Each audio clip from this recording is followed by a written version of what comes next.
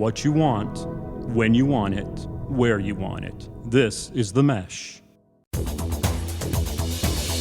What you want, when you want it, where you want it. This is The Mesh. Foot Candle Films. Film news and reviews from two guys who really like movies. This episode is brought to you by the Foot Candle Film Society.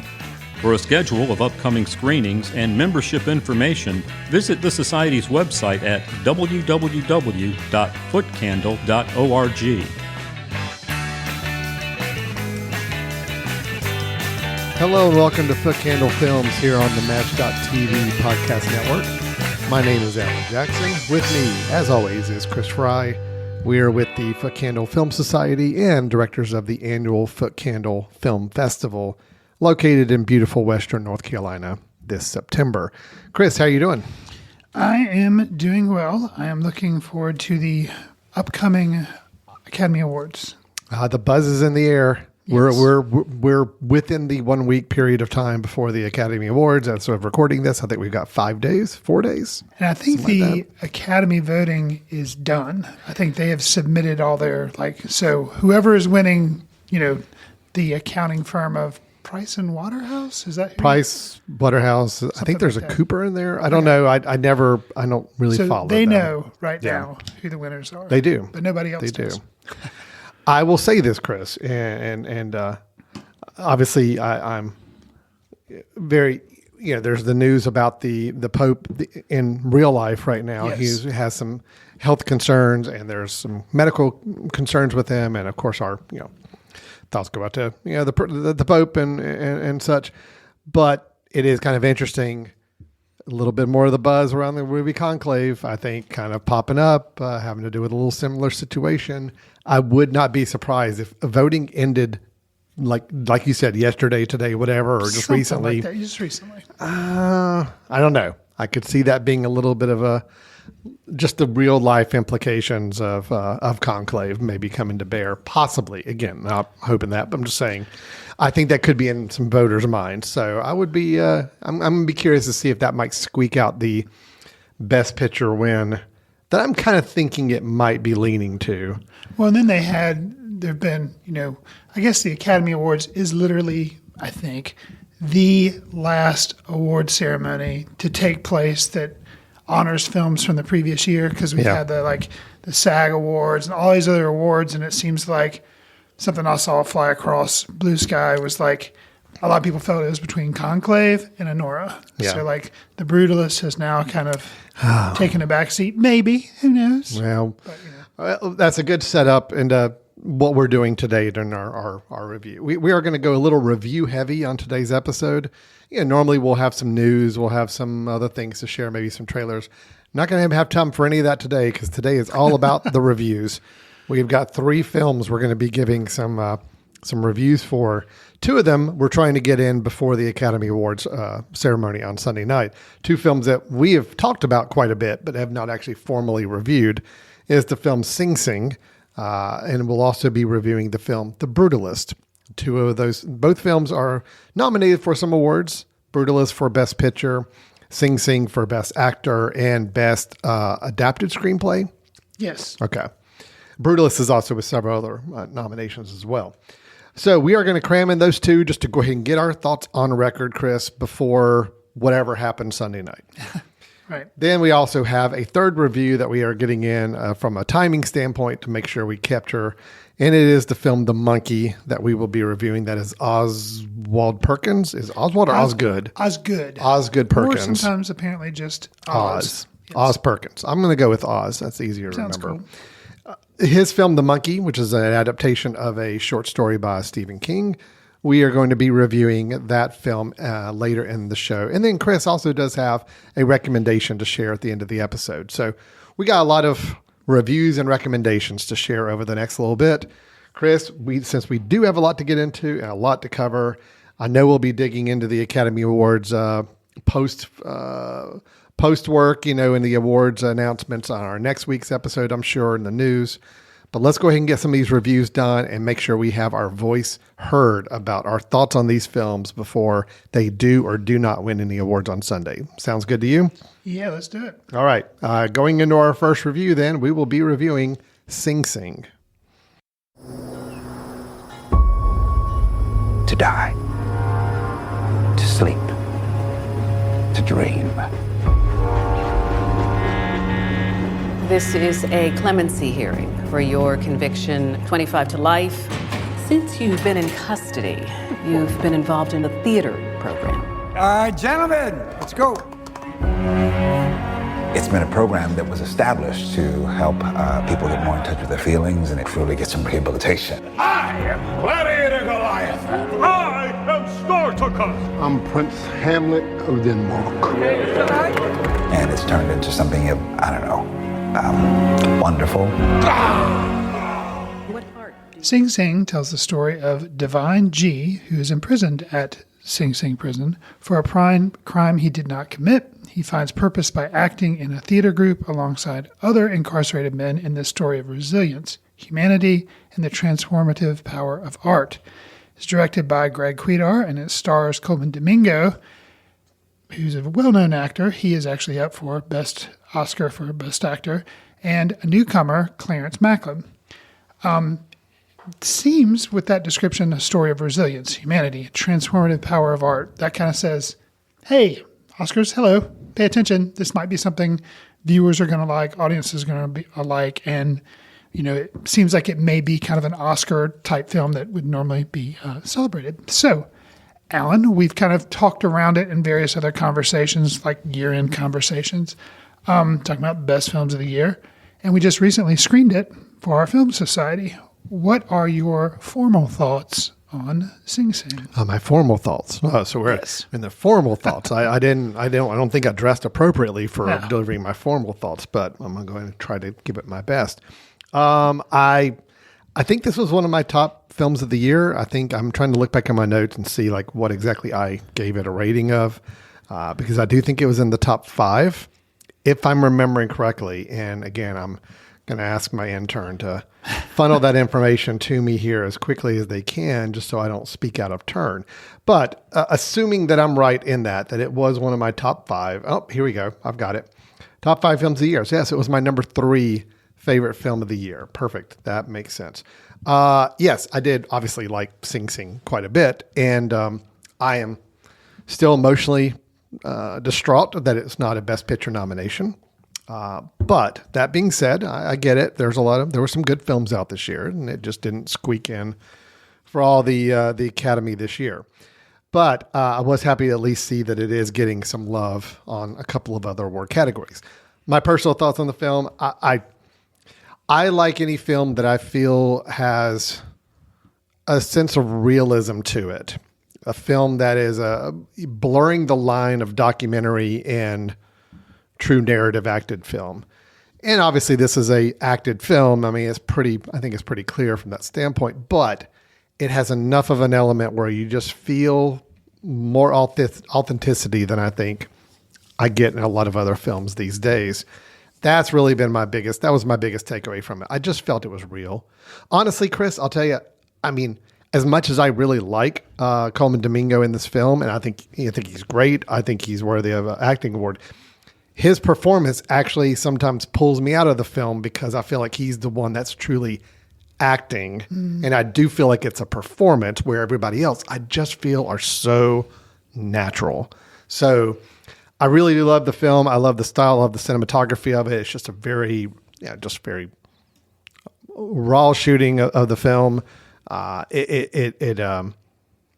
It doesn't go too syrupy sweet, where it could have gone that way several points, I thought, where it could have gone really over the top with the sentimentality and it didn't. It held back. I think it paced itself really well. It kind of let the actions and the characters speak for themselves without having to have swelling music and big emotional beats to try to pull you in. It did its own on its own, just through its own story and the characters itself. So I really like Sing Sing. I really don't have any complaints about the film or anything I thought didn't work for me.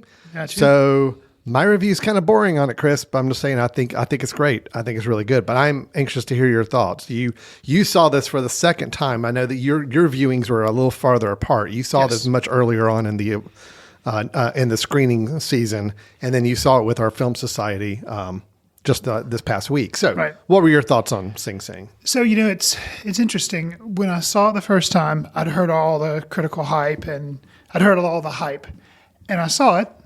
And I think, kind of as I alluded to when we were doing our year-end list, it didn't make my top 10. Right. I wasn't saying it was a bad film. It was okay. It was just, the typical review when one of us says, "Did you like it?" Like, "Oh, it was okay." It was okay. And that's kind of how okay is better than fine. Right? I mean, like, think about the levels that we say here. I think if I say something is okay, it's good. It's okay. It's in that level. Fine is a little deflammatory in the way, I think it's just the way we say it. We say fine. It's fine. Yeah, it's kind of it's a lower than okay. Yeah. But just kind barely backhanded compliment. Barely meeting the standards of being a film that we want to see is fine. So anyway, okay, just continue. Yeah, Sorry. So that's fair. So, and I think I was wanting something more than what I got the first time around. Second time around, I kind of went in with the lower expectations because I'd already seen it. And I came away more positive on the film. I still don't know if it would have broken my top 10, but the things that kind of, I think similarly, Coleman Domingo, I like him. He's a great actor. But because, and I knew this going in both times, there are a lot of unprofessional actors surrounding him, all of who do a great job. Yeah. But because you have the central character who he is a real professional actor, and I knew that going in because I've heard of Coleman Domingo, it was kind of a little distracting at times. Not that he was doing a bad job, but it's just I couldn't get out of my mind that that's Coleman Domingo. Yeah. Well, I think the film was smart in, I mean, again, whether this element of it was based on a lot of this film is based on true experiences. Right. The fact that Coleman Domingo playing Divine G is kind of naturally a performer as a character anyway. So we kind of I think that's how they let us kind of gel his performance into the film, is that Divine G is a bit of a performer in his own, as a character himself. So that's how I excuse it in my mind, is that I do feel like that's why his character is a little more acting at times than what we see around him, where I felt everybody else is just incredibly natural, especially Clarence Macklin, which we'll get to in a little bit. I want to talk about him. But anyway, please continue. So the first time around, maybe that bothered me a little bit. The second time around, it didn't bother me because I'd come to terms with it. And what actually ended up happening was I was able to appreciate both some of the professional actors that were also around Coleman Domingo, and then also some of the non-professional actors. Their performances kind of rose up to meet Coleman Domingo's level. Specifically, I'll save Clarence Macklin because we'll talk about him in a second. But Paul Raci, I really, really liked him. He was in Sound of Metal. And he was in this one as well. And he's this kind of, he's kind of an all-star supporting performance. He was supporting in Sound of Metal. He's supporting here. But he's such a presence. I think it has to do with his voice and how he's kind of a commanding performance, even though he's very kind of, it's a gravelly voice, but it's kind of soft-spoken. But there's something, I don't know, he just has the it. No, I agree. I liked his performance quite a bit. Yeah, he just has this like intensity. And then someone else's performance that kind of rose up was Sean San Jose, who Mike. Mike, who actually is a professional actor. I thought he looked kind of familiar, but I couldn't be sure if he was or not. He is, and it turns out he and Coleman Domingo are actually like friends from, I guess, their early days of their acting careers. Yeah. So that was kind of cool. And I don't know if they've ever actually had a chance to act together on screen. So that was kind of cool. And in the film, Divine G and Mike have a really close relationship. They're, I guess, wall mates because their cells are right next to each other. They can at least hear each other through the walls if they talk to each other. Yeah. So that was kind of like a background thing that I thought was pretty interesting. So I'm much more positive on the film. And then I guess to kind of round out our conversation, Let's talk about Clarence Macklin. Yeah, so Clarence Macklin plays, is it Divine Eye? Divine yeah. Eye. But Clarence Macklin himself was kind of helped develop the story that this film is based on. It is based on some of his own past life experience, as he was a formerly incarcerated and building off those experiences. But he plays this character in this film as well. And I mean, I just think he's amazing. I think he's so good in this role. I think he's so good. Sure. Again, I haven't seen him perform in anything else, so I couldn't tell you, acting prowess in general. But he knows this character. He knows how to play this role, and he was the one I just felt that is the most natural performance. That is the one where I'm like, yep, I could totally see this person. I can feel this person.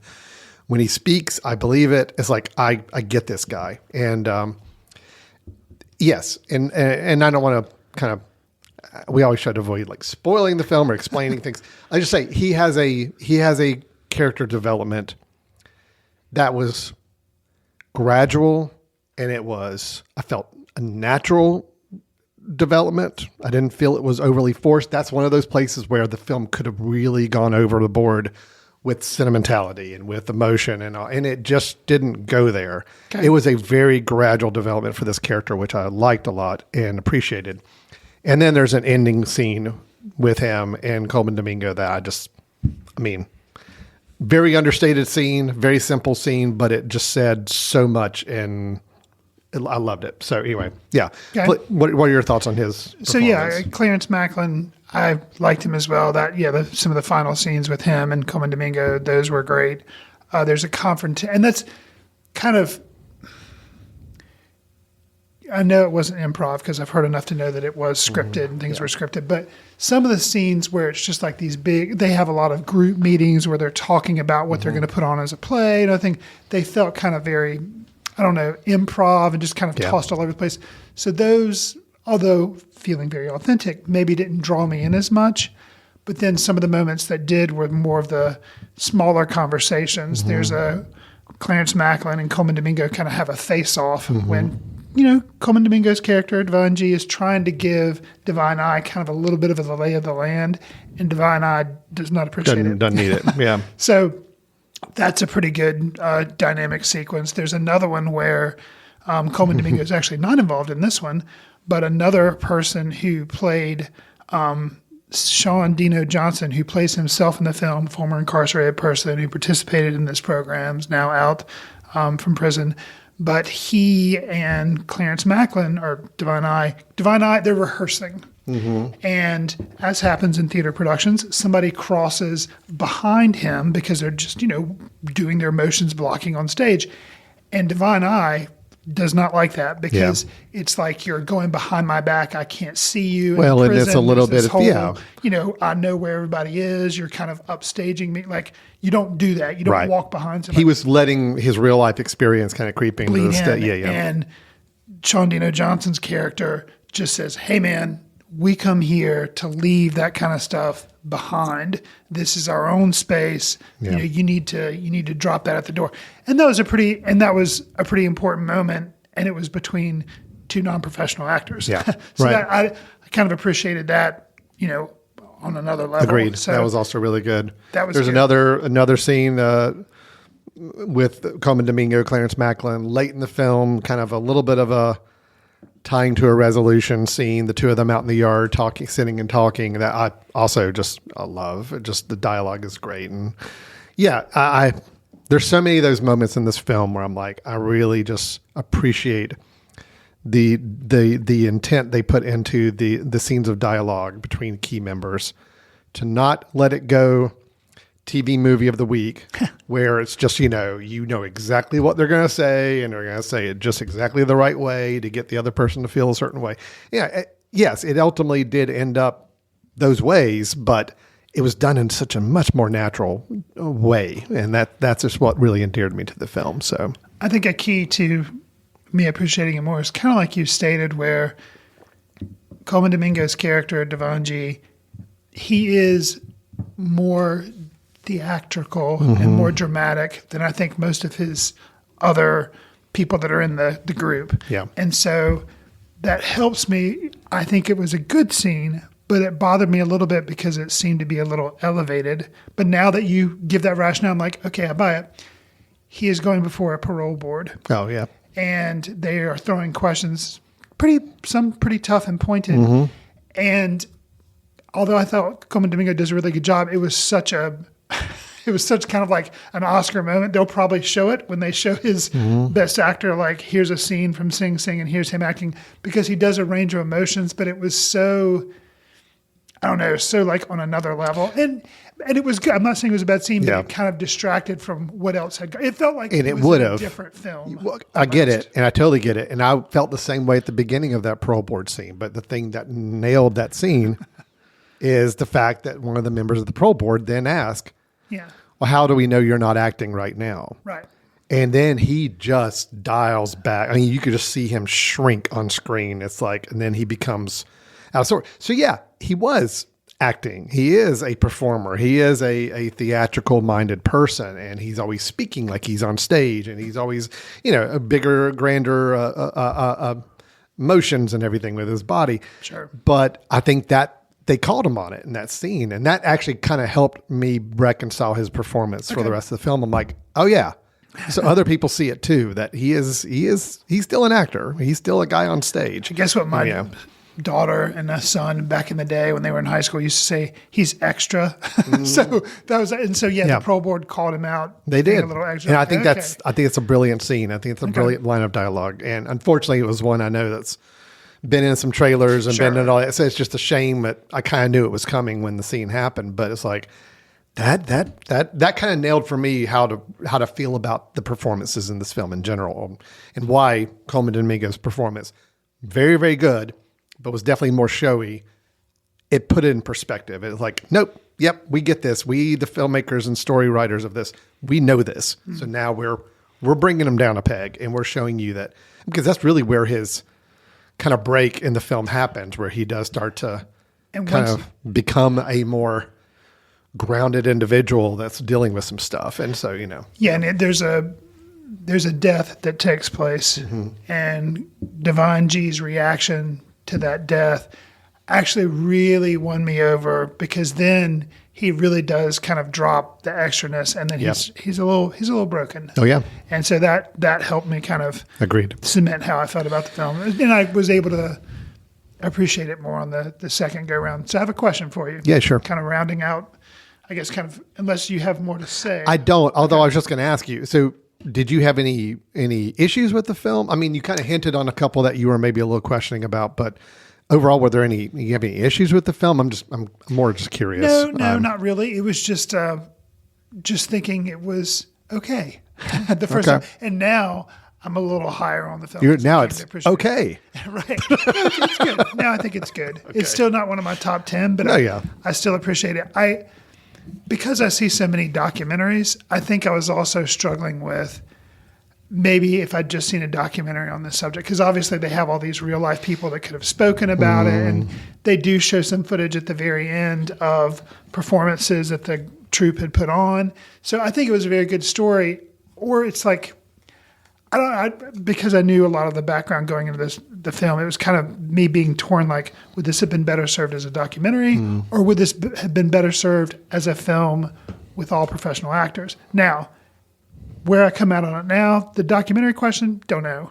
But the professional actor thing, I do say no, because if it had been all professional actors, I think the polish of it would have come off as kind of being a different kind of theme, but come off as kind of being a Shawshank Redemption. Right. And that was I love that film. Sure. But that's a fiction story with all professional actors. And this, I think the fact that it was based on a true story, and you had a lot of people that were involved with it in the film, I think that gave it a very uniqueness that I was able to appreciate. No, I agree. I agree completely with that. So good. All right, you had a question there. Yeah, just interesting question that I didn't give a lot of thought to, but then when we had our society screening, this came up in the discussion afterwards, and I'm not actually sure where I land, so I'm going to throw it to you. And it doesn't spoil anything, but Divine G is leaving his cell towards the end of the film, and he looks into the adjoining cell, and he sees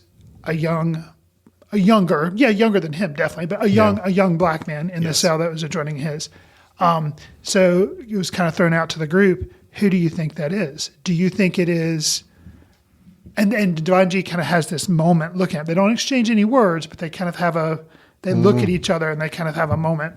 Do you think it is A, Divine G looking at him and saying, "Wow, that guy's really young and he's going into prison. He's got a hard road to go."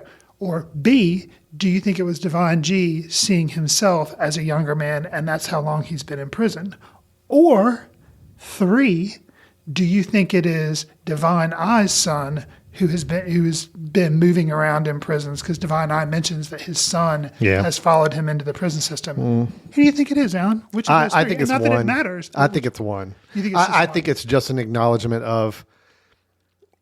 It is an acknowledgement of, yes, while he is on his way out, it's a cycle where there's still now another young person coming in. But you think it's an to fill anonymous person? Yeah, I think so. Yeah.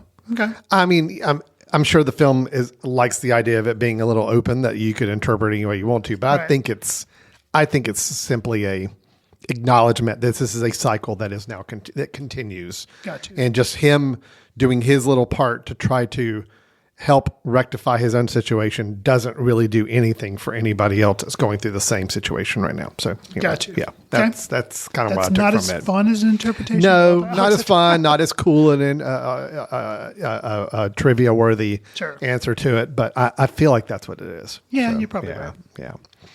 All right. Well, that is Sing Sing. I think we both came out positive. I'm very positive on the film. Chris is okay on the film.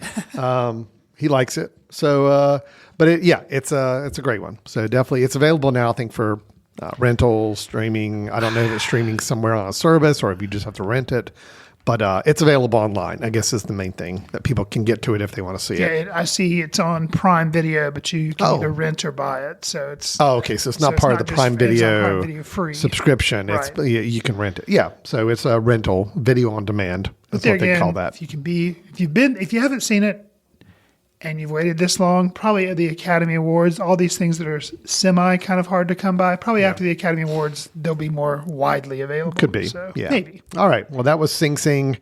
And let's go ahead and move on to our second review, which is the film The Brutalist.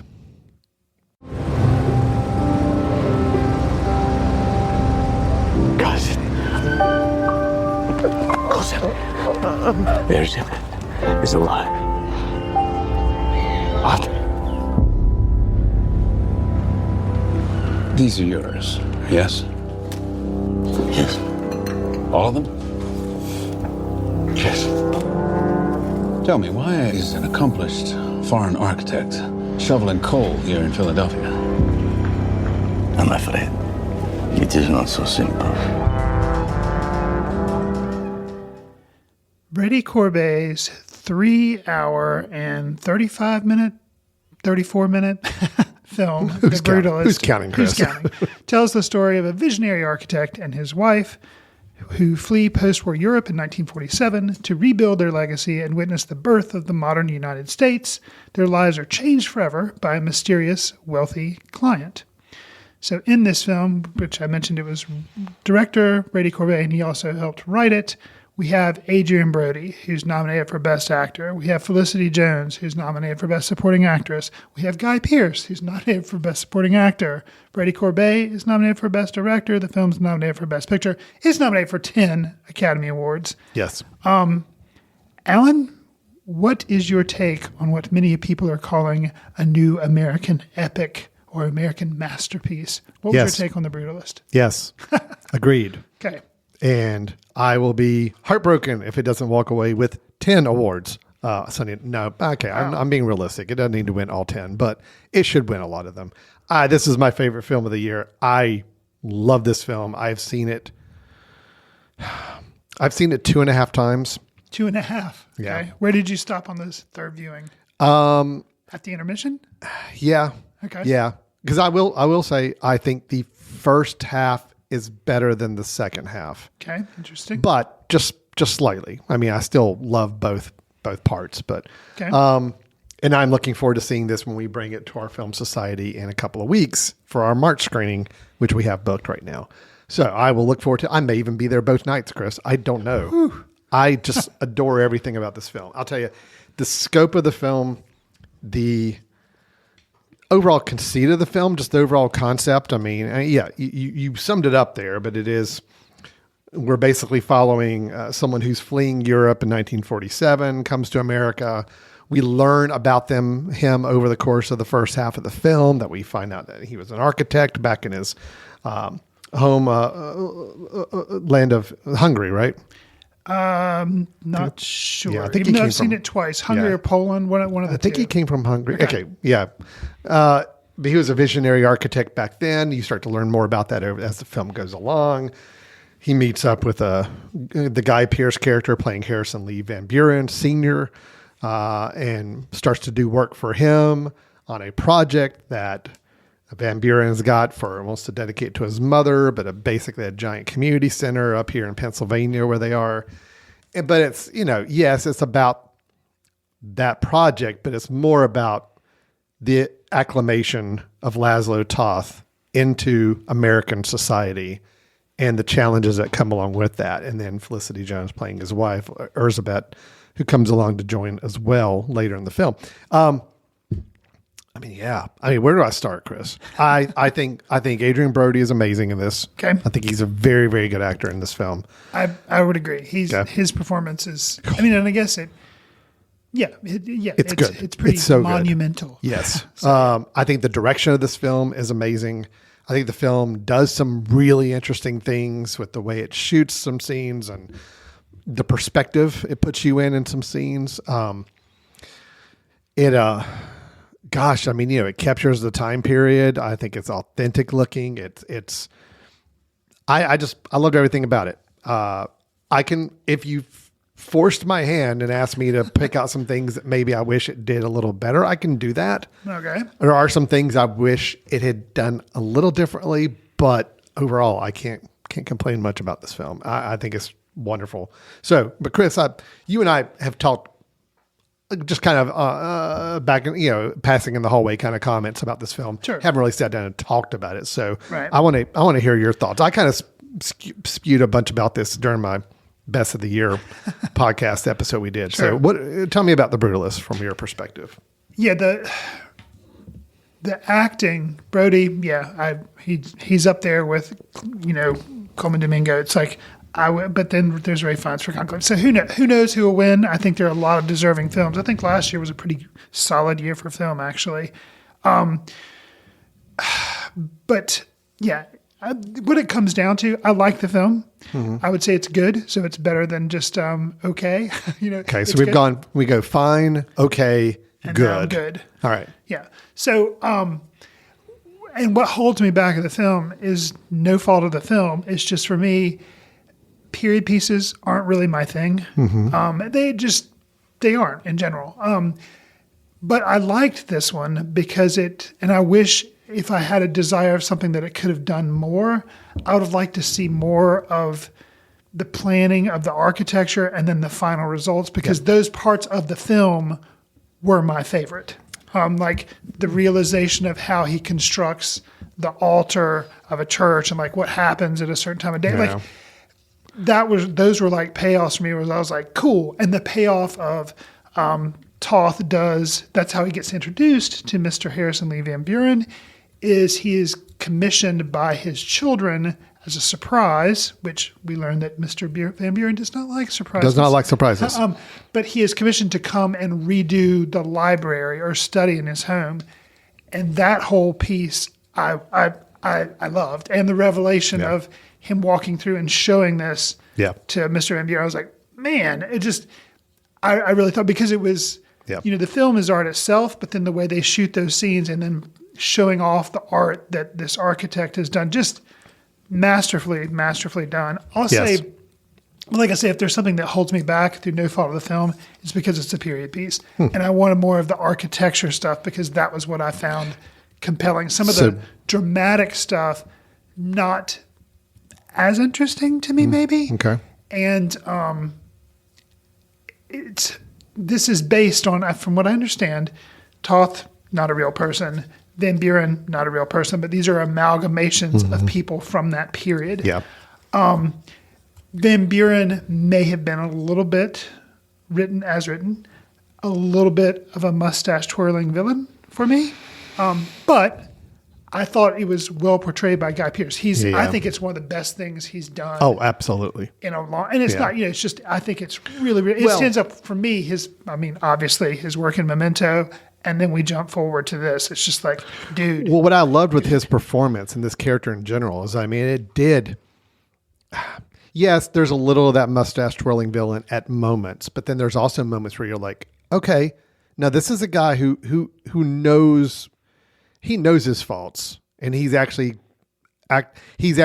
willing to work with people. And then a few minutes later, he'll be like, okay, no, never mind. I was wrong. So, but I love that. The fact that he does kind of keep you on your toes as a character.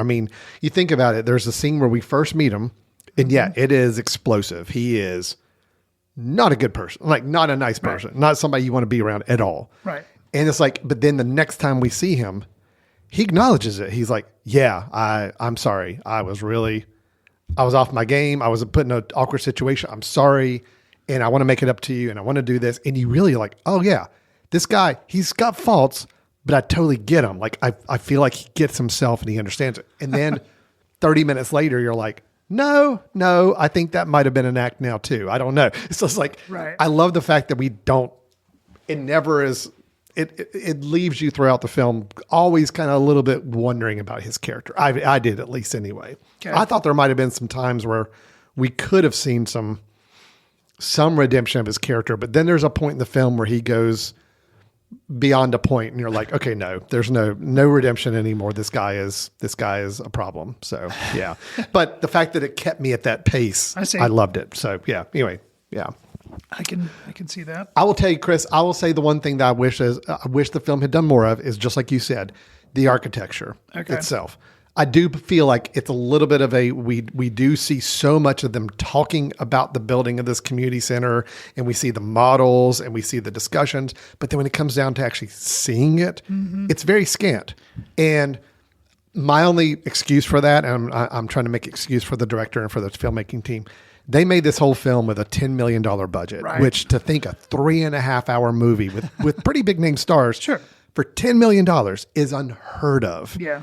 And I got to imagine that just, that whole production of building these spaces or showing a building of this gigantic building just could not have worked. My understanding is they were shooting the interior scenes we saw of the community center once it was up were of just random buildings in the place where they were filming, just to try to make it look like a cohesive building that might have been actually built, but no building was actually built for this. So, again, I'm giving the film a little credit there.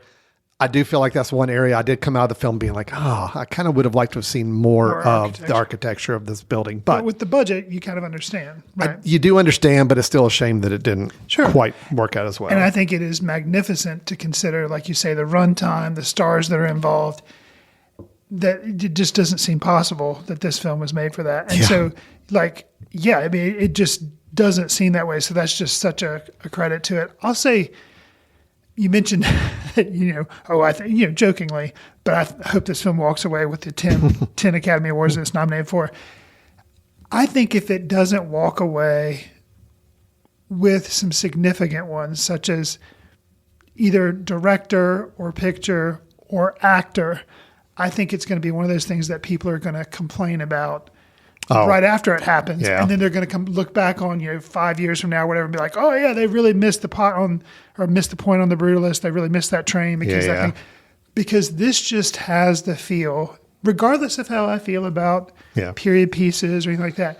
This has the feel to me of something that was done by Coppola in his heyday, or Scorsese in his heyday, or Kubrick in his heyday. This is like, I can see why people label it a masterpiece, because I'm like, because everything, and it's a masterpiece done for $10,000, or $10 million. Not 10,000. That would really be amazing.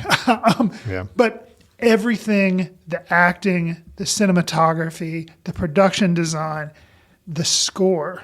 Oh, the score is so good. Oh, so is clicking. And I think it probably, I'd have to look back and see, it may be my favorite score for the year because that helps kind of elevate it because it's just such a driving score and the themes keep returning back and you're just like, oh, but it also has some kind of like crazy, like weird. Yeah. No, it's like not Johnny a traditional Greenwood score at type all. stuff. It's, Chris, you talking about it's just getting me more excited to see this film again in a couple of weeks, especially on a big screen, which I'm excited to see. And that is something like you mentioned, you've seen it 2.5 times. I've seen it twice, but both on critic screeners that we have for year end. So that meant I've watched it on my TV or watched it on my laptop. I am looking forward to seeing it in a theater, seeing what architecture I do get to see on the big screen. So I do have to mention before we close out this review, the ending, because I do think the ending's going to split a lot of people. Okay. And there are two elements of ending I'm talking about. There's the ending of the traditional story, the very last moments, the very last scenes where I'm just going to give you some hints to clue you in what I'm thinking about. The search for an individual throughout a building and ending fairly abruptly. Some people will say it doesn't give a lot of closure. I felt like it did, but I could see people being a little questioning about that ending. Okay. And then there's a very abrupt and very jarring change for the coda of the film or the epilogue or the last 10 minutes of the film, where we go to a completely different time period and there's a completely different situation and a whole different style and motif and music and everything. And that's also jarring. I will admit it jarred me the first time I saw it. I'm like, okay, what is going on right now? What is the deal with this? I love it for what it did. And I think that epilogue, actually, if you pay attention to it, gives you some great insight into the entire rest of the film, and especially this character of Laszlo Thoth, which I think is great. But it is going to be a pretty jarring for some audiences. So I'm just going to say, I think people going into this film, yes, it's long. It's already a long sludge. It is going to throw you some endings that are going to keep you on your toes, or not in a traditional Hollywood sense, be seen as conventional or, the easy endings to a film. So I think it'll be interesting. I can't wait to see with our audience and see how everybody feels about that. Those who make it up and are still awake by the 10:30 ending running time we're going to have. So I wonder if we'll have any people that come for the first part, leave at intermission, and then come back the second night. And oh my gosh, that's a really smart way to do it. It could totally happen. Actually, we should promote it that way. Be like, hey, look, if you want to split it up, come on second night, show up at about this time, and that will be when the intermission is. That's actually really smart, Chris. Well, we'll see if anybody takes advantage of it. I'm still going to watch it both nights. Okay. But anyway, that's just me. All right, so that's The Brutalist. So it sounds like, Chris, on a second viewing, you do find a lot of admiration for the film. Yes. The thing holding you back from like loving this film is just the milieu, the genre, the historical epic side of it, the more time period based it's storytelling. Just more of a time period based. So that doesn't engage me, but I can appreciate how awesome. And it did make this film make my top 10. Mm-hmm. It was somewhere around 8 or 9, I think. Yeah. So it did make it because I could appreciate it enough. Yeah, no, this is still my number one film of the year. Okay. Hands down. It's actually a little bit of a gap in between one and everybody else. So I love it. I love it. Love it. Love it. Cannot wait to see it again. Okay. So that is The Brutalist and Sing Sing, the two films that are up for some awards on Sunday night's Academy Awards. By the time you hear this, there may have already been announced. So this all may seem like a pointless review if you're listening to this the week after the award ceremony, but at least you know where our thoughts are on these two films. So now I think we have covered all of the main nominated films for the most part. I think we've covered most of them through our reviews throughout the year, Chris. I think that's fair to say? I think so. I think we can hit most all of them. Yeah. Okay. All right. Let's go ahead and move to, actually, I tell you what, let's take a quick break. Then when we come back, we're going to hit our last review of The Monkey, and then we're going to have your recommendation. So we got a couple more things still to do. Stay tuned. You're listening to Foot Candle Films. We'll be right back in just a moment.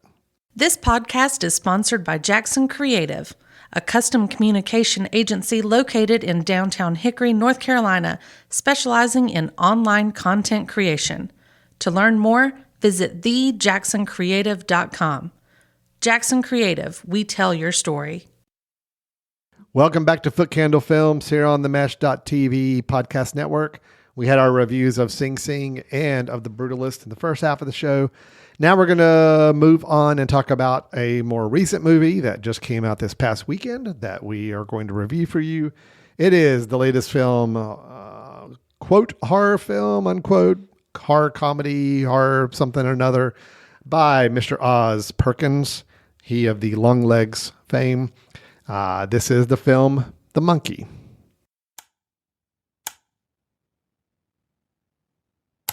For the longest time, there was nothing. But then it appeared. A beast not from this earth, smiting the ones who deserved it, the ones who didn't.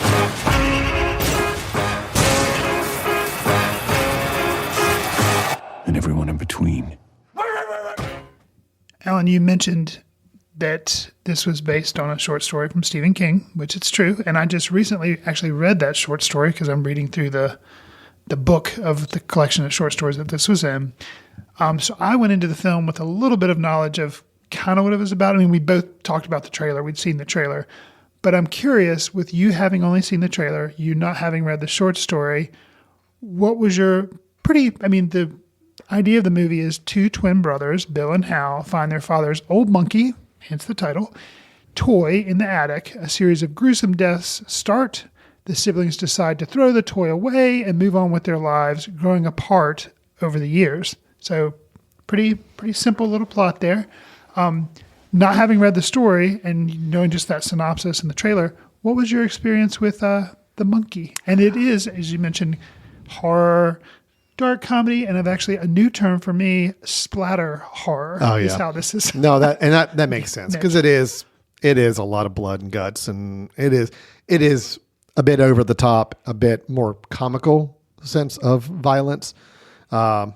But it is one of those films where, yes, a lot of people die very gruesome deaths, and they're all played with a little bit of laughs involved to them for the most part. There's a couple that are meant to be a little bit more serious deaths, I think, but sure.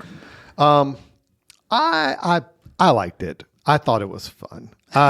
This is not my typical movie. I'm not a big splatter horror kind of guy. That's not my thing. Got you. So I was hesitant going into this because I really just didn't want to be berated with just violence and gore for like an hour and a half.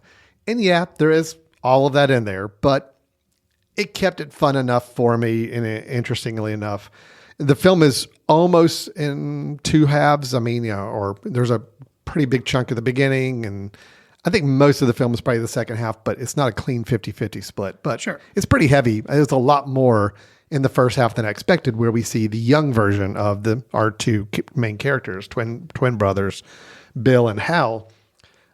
Interestingly enough, played by the same actor, even as a young person. So Christian Convery played both young Hal and young Bill.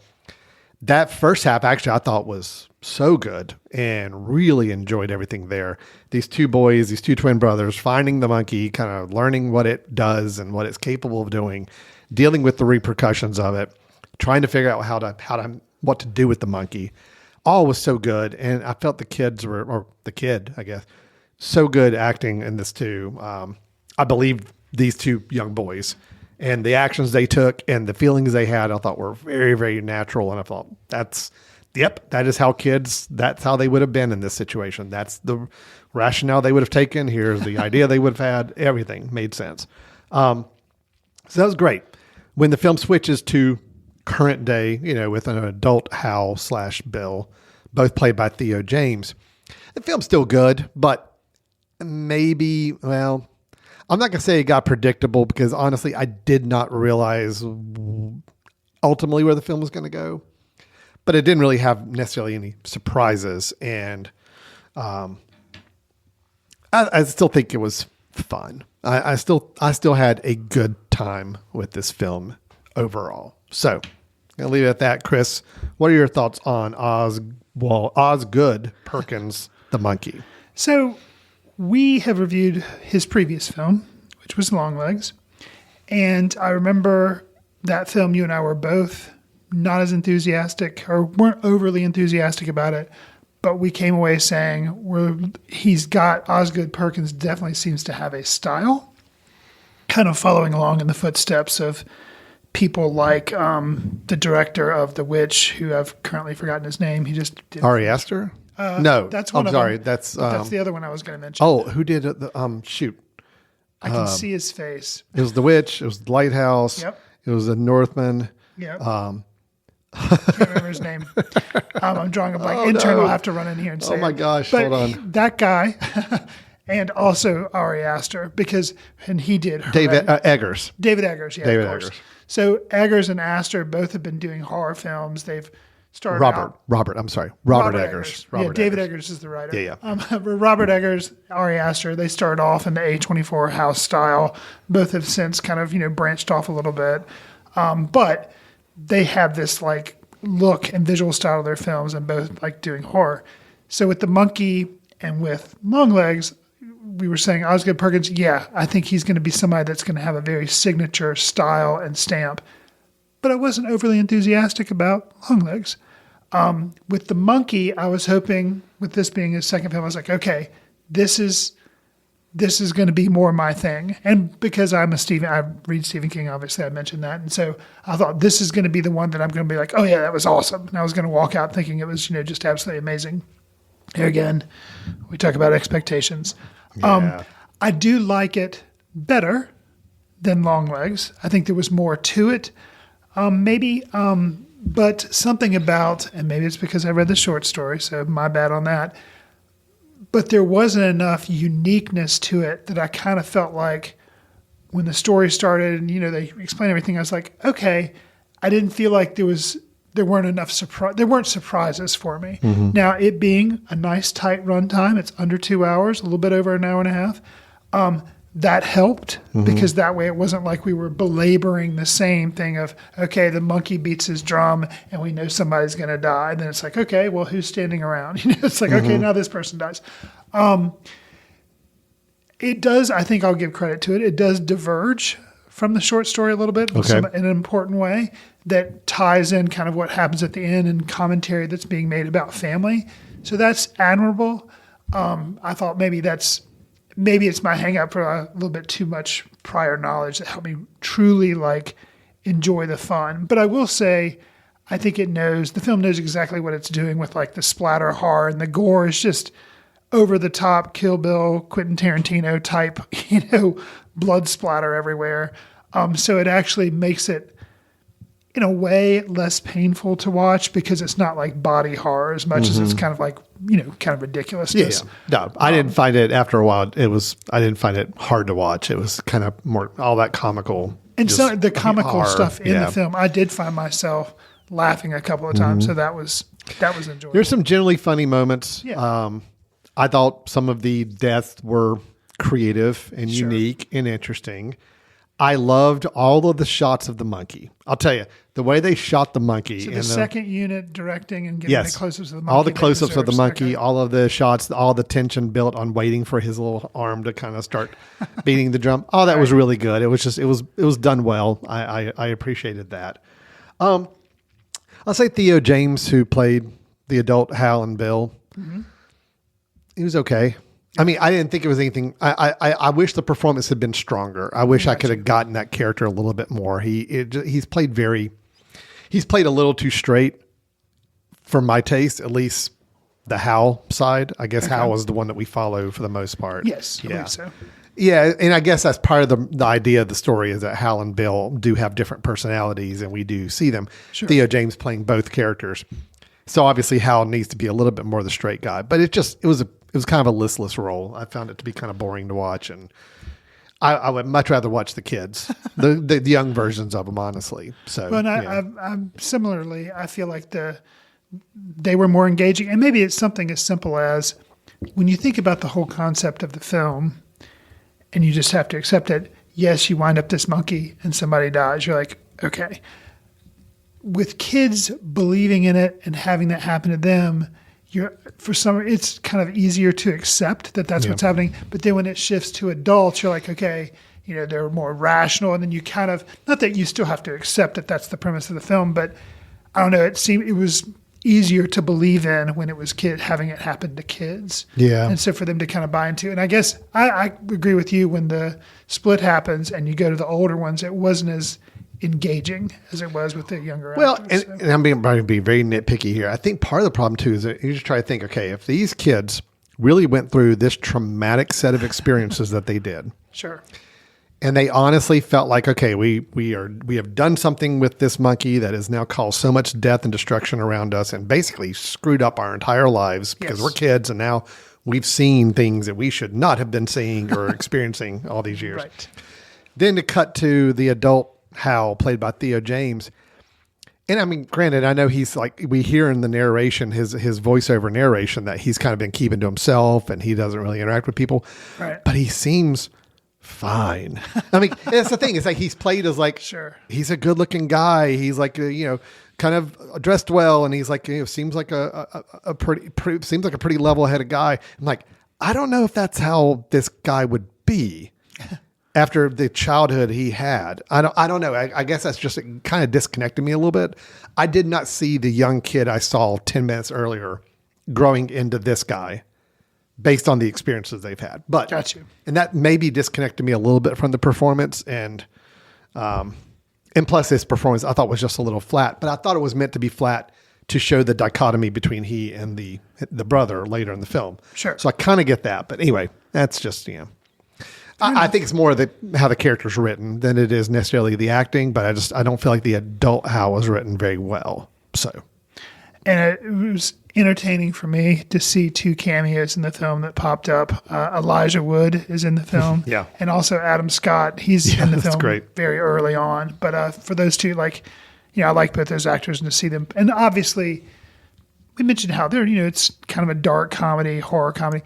But it seems like everyone involved is having a lot of fun. Yeah, I think so too. So that Tatiana Maslany, who played the mother in this, Lois, I like her a lot anyway. Okay. I love her in everything I've seen her do. And I think she's also another one that I think was having fun with this role and had some good stuff to chew on in the performance as well. She got to do some fun stuff. And overall, I liked it. It's a pretty simple movie. Sure. Pretty simple. I mean, it's based off of a short story. I mean, it's basically taking a concept and let's stretch it into an 1.5 hour long movie. I think there was enough there to keep it entertaining. So I wouldn't mind seeing some parts of it again. So I mentioned that he has another. So Longlegs and the Monkey, I thought for a while were both going to be 2024 releases, but they did push Monkey to 2025. He's got another film that's already in post-production that I'm interested to see if my appreciation for his films continue to grow. It's called The Keeper, and it's a horror film. You're going to be happy, Alan. It stars Tatiana Maslany again. Oh, really? Okay.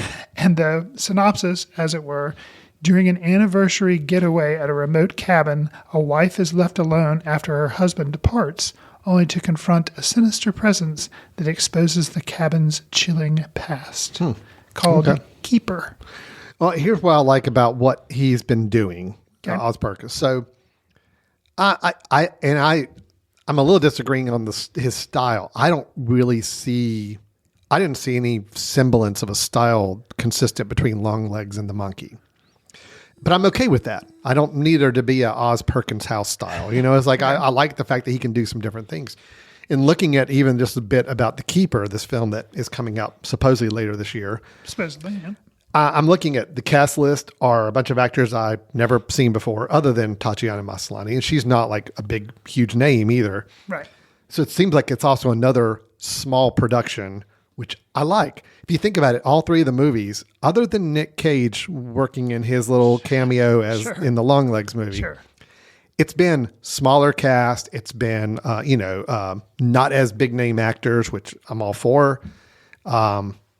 Seems like it's kind of staying in this smaller budget, but it does seem like it's going to be a horror film or some sort of element of horror to it. So I kind of hope his style varies with each film a little bit, like the style of the horror he does. I'd be okay with that. Well, I hope for him, regardless of if I ever have a film that I'm completely on board with and think is a 5-star film, I like the fact that he's made 2 films. He's acted in a lot of films. And he was in The Monkey, right?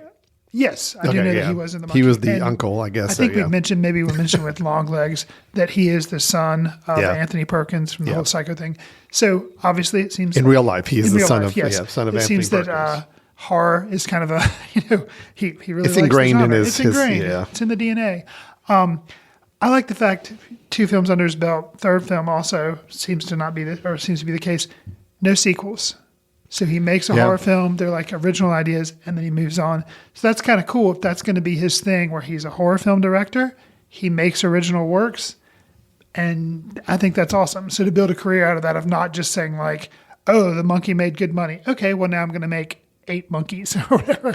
Well, and can I comment on just something on a personal level too, which I think is interesting. So Osgood Perkins did not start making movies. So he is 50 years old, 51 years old. So he's our age, basically. Sure. And he did not start directing movies. His first one wasn't until 2015. So that was just 10 years ago. Okay. So really, he was 40 years old making his first movie, which I think is really interesting. He's done 5 films now, okay, 2 of them being kind of big films now, Longlegs and The Monkey.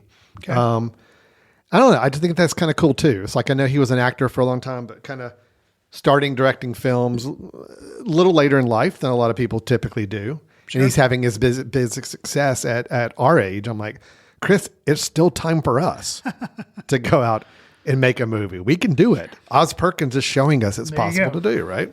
Okay. Sure. Good deal. All right. There's hope. All right. Well, that is The Monkey. I think, I'm giving it a positive review. I enjoyed it. I thought it was fun. It was better than I expected it to be. Definitely was better than Longlegs for me. I did not like Longlegs. There we go. But I do think the Monkey was a lot more fun. And I'm giving a positive review. Sounds like you were warmly positive on it. Yes. Although you having read the original short story and knowing some of that, I think might have hurt a little bit. Yeah. A little bit. Sure. Okay. Got it. All right, Chris. That is that's 3 reviews we just did, man. That's a lot. Let's wrap up our show, though, with one last piece we have to do, and that is the recommendation. We have Chris Fry giving us a recommendation of a film because I don't watch anything other than what we have to talk about in this show. I rely on Chris to tell me something to put on my watch list, which is ever growing, not shrinking at all. It is getting bigger and bigger every month. But Chris, what film can I add on the watch list that I will probably never get a chance to see? Okay. Well, you could get a chance to see this because it is now streaming on Paramount Plus. It's new to that service. It is September 5, directed by Tim Feldbaum, and it is also nominated this year for original screenplay. It's one of the 5 that was nominated for that. Oh, I have to interrupt, Chris. September 5 was mentioned earlier in some previous episodes when it started getting some buzz for maybe some nominations here and there. You sounded fairly dismissive about it. So are you? I'm anxious to hear if you're kind of okay. Yep. So when this film was announced and when we talked about it previously, I had seen Munich, Spielberg's film, and it covers that same event. Mm-hmm. Okay. What this film was able to do, it is completely from the journalism side. It doesn't pay any side to like the athletes or what's going on. I mean, you don't see that side of it. All you see is the journalists that are there, in theory, just doing sports broadcasting. That's what they're there for. It's the Olympics. And then they shift gears when the terrorists take over, and they cover that. So even though I had seen the material before, so I wasn't running out to see this, because I'm like, I know the story, I get it. The way they told the story, and it was a very tight, like, it starts and it just seems like it's not one take. They have different takes in the film, but it just seems like it's an adrenaline rush. It's only an hour and a half, the film, and that feels like the time frame that we're actually, it felt very real time. Mm-hmm. And I appreciate that aspect. The dialogue was intense. The acting was intense.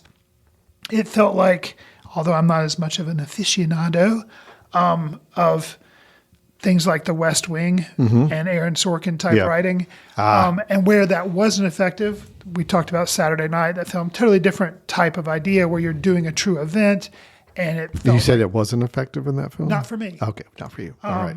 No, I just want to make sure you weren't making a blanket statement for all of society saying that was not effective. This is my opinion. I would disagree with you, right, but that's right. fine. Okay. Oh, many do. Some don't, but many do. Okay.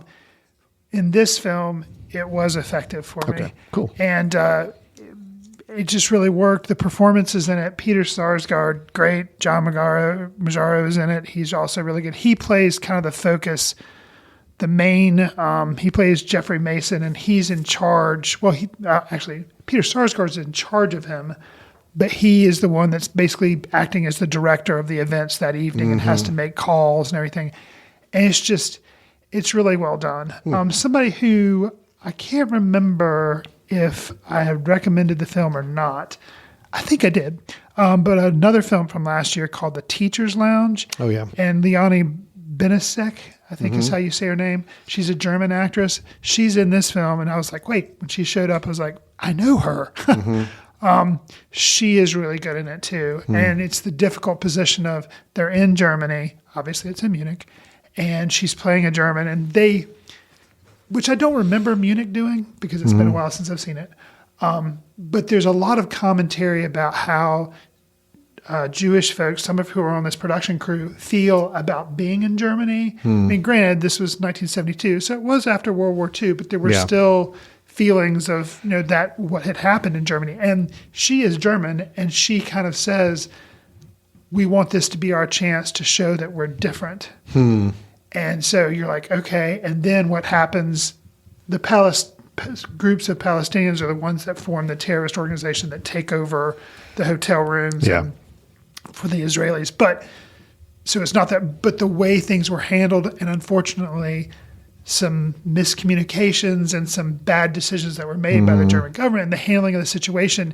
You see her anguish while she's trying to help this TV crew, and she's acting as a translator for them, and you can just see she's just miserable. And so there was a lot of, and there's just the general tension that's showing on everybody else's faces. There was a lot more going on, and I was more engaged in the film than I thought I would be. Okay, well, great. So yeah, this sounds like a perfect film for me. I misprejudged September 5. I think even if you've seen Munich, liked it, didn't like it, whatever, I think it is a good film. And it just is, in this day and age, commenting on journalism and the importance of journalism and trying to get the facts straight and trying to tell the story. Sometimes, when it's very, very, very, very, very dangerous to do so. So September 5. Well, the way you've described this film now, this is a perfected for Alan Jackson film. I mean, seriously, that is the type of film I love. I was super excited about seeing this film when I first heard about it and first heard it talked about. Then it just seemed to kind of drop off the radar for everybody and got very little attention. I don't really hear about it playing anywhere very much. Award season rolled around. It really got very scant mentions here and there, if anything. So I kind of lost a little interest in trying to catch up with it. But your recommendation. And I wonder if it's because it's so intense and with everything going on, maybe, we have No Other Land, which is a documentary about, Gaza, Palestine, that situation going on there. And maybe it's just like, granted, it did get one nomination, but maybe it was just like people were steering clear of it because they're just like, I don't know. Yeah. But, we got to remember that we got to always trust the Skarsgård. Isn't it Peter Skarsgård? Come on. He plays the overall boss on site. Yeah. I know there's probably been some movies that were not good that Peter Skarsgård's been in. I can't think of any offhand, or that he's not been good in himself. So that should be a reason enough to check this out. Okay, so your recommendation is September 5, and it is available on video on demand, but is it on a streaming service as well? You Paramount said Plus. Oh, that's right, Paramount Plus. You said that. Good. Paramount Plus or just video on demand rental you can do for September 5. Chris's recommendation is nominated for one award for original screenplay. Yes, because I guess they just took the events and they wasn't based on a book. It was being based off an actual event doesn't mean it's not original story. Right. Yeah, it's just it's not adapted from another type of work. Correct. So okay, well, we will see how all of these films end, except for The Monkey. The Monkey's not going to win anything Sunday night. Maybe 2025. The Monkey's not going to win anything. Okay, let's just go ahead and say that. Fair enough. But we do have some interest in seeing how things shape up on Sunday Night Ceremony. We will be back next week when we do our recap of the Academy Awards as our news. And we'll probably have a review of a film, too. I don't even know what film is coming out now. I don't either. What are we going to talk about, Chris? I don't know. We'll have to. Can we do this live on the out. show here? Can we actually pull up and see what films are coming out this weekend? Because we have to come up with something. This is a little behind the scenes. Chris and I, once the show's over, we're standing in the hallway. We're passing here in our office building. We may say, oh, what are we going to review for next week? And then we have to kind of scurry and look on the our app to see what films are going to be playing in the theater this weekend, what are opening. So we do this, and I'm doing this right now live on the show, just so everybody, if you've stuck around with us this long, you might as well stick around for this part too. This Friday, we have the films The Unbreakable Boy. Okay. That's the Zachary Levi film. Paddington in Peru is still playing. Okay. Dogman is still playing. Heart Eyes is still playing. You've seen that. I've seen Hard Eyes. Love Hurts is still playing. The Monkey's still playing. Captain America's still playing. Wow. They're bringing back Mufasa the Lion King. I have no idea why, but it's showing up still. Nora is getting some time here in the Hickory area for the theater. Conclave is back in. Surprise. Okay. Boy, yeah, we got nothing, man. Okay. And there may be something we also do sometimes try to do streaming titles that are released. I think we're going to have to do a streaming title. So we may have to find something that way. Okay. Okay. Well, we don't know what we'll be reviewing next week, but stay tuned to find out when we get back together on that. But until then, thanks for listening. Chris, if anybody wants to chime in on conversations, how can they do so after the show's over? You can send an email to info@footcandle.org. You can also follow us on the social medias. Twitter, we're at Footcandle Film. Facebook, Footcandle Film Society. Instagram, Threads, we're Footcandle Film. And we're also on Blue Sky. And there's another service that's more of a diary type service, Letterboxd, that we try to track what we're seeing and leave quick takes. Do us a favor. If you like the show, consider giving us a star rating, write a review, share with friends on whatever service you receive your favorite podcast on, because it can help us reach new listeners, and we'd appreciate that. All right. Thanks, everybody, for listening, and we'll talk to you next time. Take care. See you in the ticket line. Watch films in the company of like-minded people in the dark. Watch films in the underground. We won't let anyone know where you are. The films that don't make it to Carmike at the mall, or ones that were famous when Grandpa would watch films out of the reverence of the heritage of an art. Watch films through the courtesy of Foot Candle Film Society. Special thanks to Carpal Tuller for the show theme music. For more about Carpal Tuller, visit www.carpaltuller.com. You've been listening to The Mesh, an online media network of shows and programs ranging from business to arts, sports to entertainment, music to community. All programs are available on the website as well as through iTunes and YouTube. Check us out online at themesh.tv. Discover other network shows and give us feedback on what you just heard.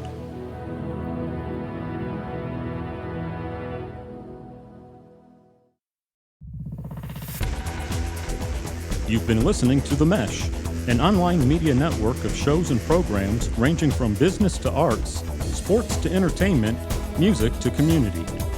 All programs are available on the website as well as through iTunes and YouTube. Check us out online at themesh.tv. Discover other network shows and give us feedback on what you just heard.